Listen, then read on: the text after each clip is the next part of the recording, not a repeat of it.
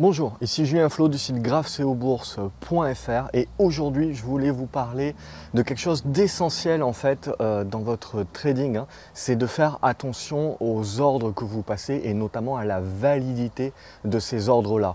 Donc parce que tout simplement ça peut vous coûter cher si vous faites cette erreur de manière répétée, à la longue, sur une fin d'année, vous allez cumuler en fait tout simplement des frais supplémentaires. Alors la date de validité c'est quoi? C'est tout simplement quand vous passez un ordre, peu importe l'ordre, vous devez lui attacher une date de validité.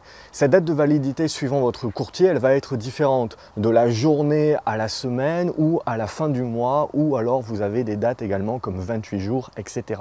Donc vous devez toujours faire attention par défaut à cette date de validité. Elle est égale à un jour, c'est-à-dire que vous passez votre ordre pour la journée. S'il n'est pas exécuté cette journée-là, il est caduc et il est annulé et donc vous devez repasser l'ordre le lendemain. Donc première erreur en fait de ne pas vérifier la date de validité, c'est tout simplement vous passez un ordre sur une valeur que vous voulez acquérir sur un certain niveau, par exemple ce qu'on appelle des ordres épuisés, donc c'est des ordres à cours limité qui sont en dessous du cours actuel, donc c'est-à-dire que vous voulez que l'action baisse sur un niveau pour pouvoir l'acquérir à plus bas prix. Et bien si vous ne vérifiez pas la date de validité de votre ordre, et bien tout simplement vous pensez que vous avez passé l'ordre et en fin de compte il est annulé le lendemain, alors que c'est que le lendemain que le titre va toucher ce niveau là et va rebondir fortement. Donc là vous avez une perte d'opportunité puisque vous pensez avoir pris la position et en fin de compte vous ne l'avez pas prise et elle a rebondi comme ce que vous aviez prévu et vous ne pouvez pas en profiter. Deuxième erreur qui va cumuler en fait les frais, c'est vous passez l'ordre et votre ordre commence à être exécuté, mais il n'est pas pleinement exécuté. Par exemple, vous voulez acquérir 5000 titres X et vous allez en acquérir seulement 100 ou 200 et à la fin de la journée, il n'y a pas eu suffisamment de transactions par rapport à votre prix et donc vous n'avez pas pu acquérir toute votre position.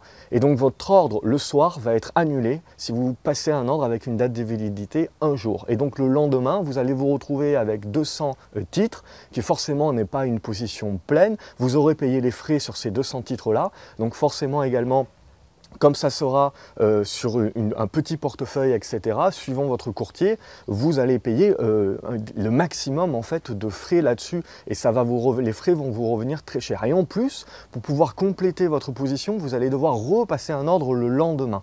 Donc faites bien attention à ça, ça peut au fur et à mesure d'une année en cumuler, donc vous coûter beaucoup d'argent en frais de manière inutile. Donc à chaque fois que vous passez un ordre, vérifiez toujours la date de validité. Si c'est un ordre que vous voulez passer uniquement valable sur la journée, passez une date de validité un jour et demain sera un autre jour, vous referez une autre analyse et peut-être déciderez de changer cet ordre-là.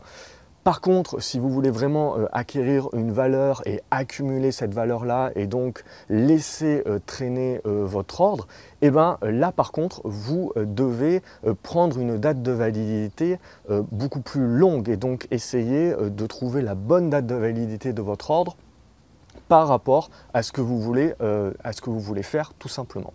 Donc, vérifiez bien votre date de validité, adaptez cette date de validité-là à ce que vous voulez faire pour éviter de devoir payer des frais supplémentaires. Comme d'habitude, si vous avez aimé ce conseil, si vous avez aimé cette vidéo, n'hésitez pas à mettre un pouce bleu. Ça me permet de me motiver à continuer à vous faire toujours plus de conseils comme celui-ci. Et puis également, partager cette vidéo, ça permet tout simplement à plus de personnes de pouvoir profiter de ces conseils également. Vous pouvez vous abonner à la chaîne YouTube de manière à ne louper aucun conseil à venir. Et puis également, donc n'hésitez pas à aller beaucoup plus loin. Vous avez un téléchargement gratuit en dessous de cette vidéo pour avoir accès à plusieurs guides gratuits pour réussir en bourse et également une conférence en ligne totalement gratuite qui vous permettra donc de franchir un cap dans votre trading et dans votre investissement boursier.